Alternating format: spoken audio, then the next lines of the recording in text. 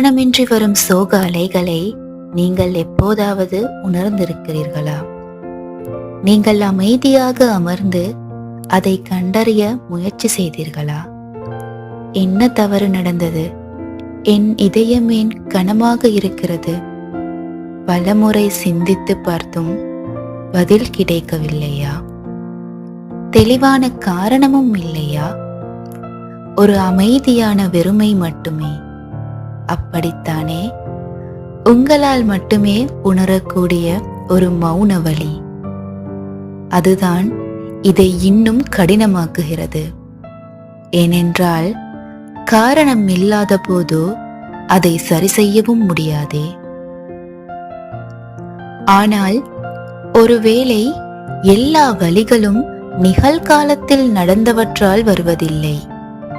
சில சமயங்களில் அது கடந்த காலத்தின் எதிரொலிகளாக இருக்கலாம்.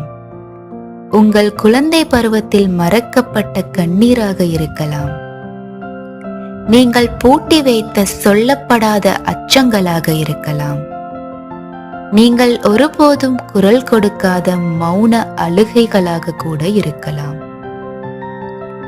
அல்லது எப்போதுமே பலமாக இருப்பதன் சோர்வாக இருக்கலாம்.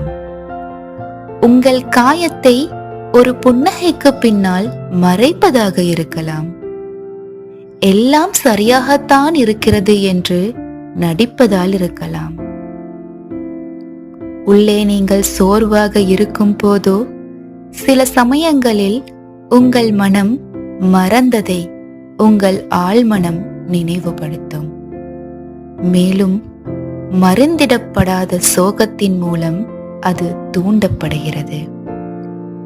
ஆகவே அதை அமைதிப்படுத்த அவசரப்பட வேண்டாம்.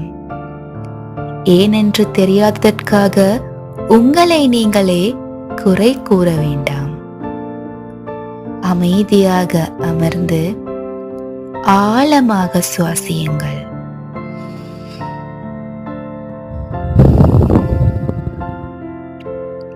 உங்கள் மூச்சுக்காற்று சுத்தமாகும் போது அது ஒரு மென்மையை உணர வைக்கும்.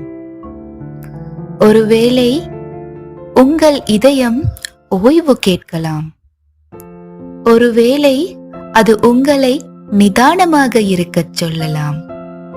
மென்மையாக இருக்க உணர காரணம் தேவையில்லை.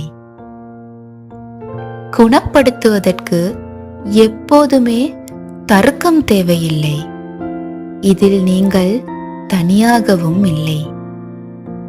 இறைவன் உடலுக்கும் உள்ளத்துக்கும் தன்னைத்தானே குணப்படுத்தும் வித்தையை கற்றுக் கொடுத்திருக்கிறான்.